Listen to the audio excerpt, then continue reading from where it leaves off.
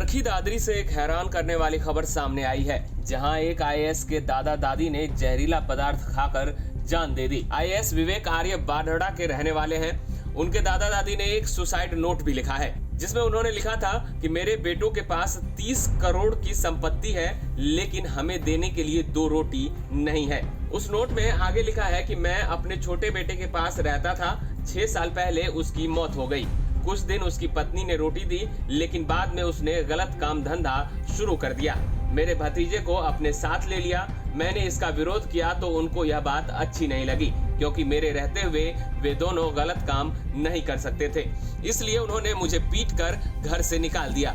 मैं 2 साल तक अनाथ आश्रम में रहा और फिर आया तो उन्होंने मकान को ताला लगा दिया। इस दौरान मेरी पत्नी को लकवा हो गया और हम दूसरे बेटे के पास रहने लगे। अब उन्होंने भी रखने से मना कर दिया और मुझे बासी आटे की रोटी और 2 दिन का दही देना शुरू कर दिया। ये मीठा जहर कितने दिन खाता, इसलिए मैं सल्फास की गोली खा ली।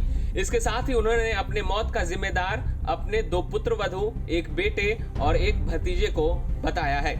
इस घटना को लेकर उनके बेटे ने कहा कि मेरे माँ बाप अपनी जिंदगी से तंग आकर जान दी है। सुनिए उन्होंने और क्या कहा। मेरा नाम वीरेंद्र आर्य है और मेरे ये माँ पिताजी थे, जो काफ़ी दिनों से मानसिक परेशान थे। और मानसिक परेशान से मेरी माँ को पिछले 2 साल से लकवा में बेड रेस्ट पे थी और वो बिल्कुल परेशान थे। मेरे 2 भाई पहले दुनिया से जा चुके हैं, तो मेरे माँ पिताजी ज़्यादा परेशान रहते थे।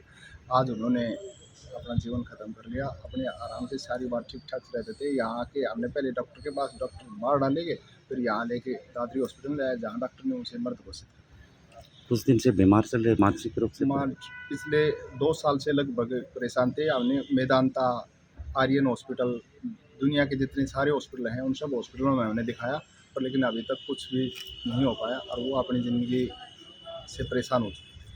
फिलहाल पुलिस जांच कर रही है। वो पुलिस जो भी कुछ करेगी वो पुलिस की जांच। इस सुसाइड नोट के आधार पर पुलिस ने परिवार के 4 लोगों पर मामला दर्ज कर लिया है। डीएसपी हेडक्वार्टर वीरेंद्र श्योरान ने बताया कि पुलिस ने जांच शुरू कर दी है। कल शाम के समय हमारी ईआरवी को एक सूचना प्राप्त हुई थी कि जगदीश चंद्र नामक व्यक्ति, जो गोपी गांव का रहने वाला है, और उसकी घरवाली भागली, उन दोनों ने कोई जहरीला पदार्थ जो है ना उसका सेवन कर लिया है और वो दोनों उसकी इफेक्ट में हॉस्पिटल में एडमिट है। जिस पर तुरंत हमारी ईआरवी वहाँ मौके पर पहुंची तो जगदीश चंद्र ने उन्हें एक लिखित दरखास्त पेश करी, खुद की उसकी लिखी हुई है। उसको आप सुसाइड नोट भी कह सकते हैं, क्योंकि अब वो दोनों मर चुके हैं, लेकिन उस समय तक वो जीवित था। उसने खुद अपने एक दरखास्त पेश करी और उसने आरोप लगाए अपनी पुत्रवधू के ऊपर।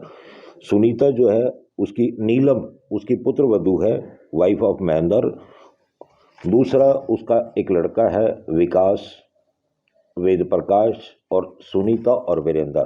इन खिलाफ इन्होंने आरोप लगाए कि भाई ये इसके बेटे हैं और बहुए हैं, जो इनको तंग किया करते, दोनों मियाँ बीवी को, जिनके तंग आने के कारण ये गांव भी छोड़ के चला गया था, घर भी छोड़ के चला गया था।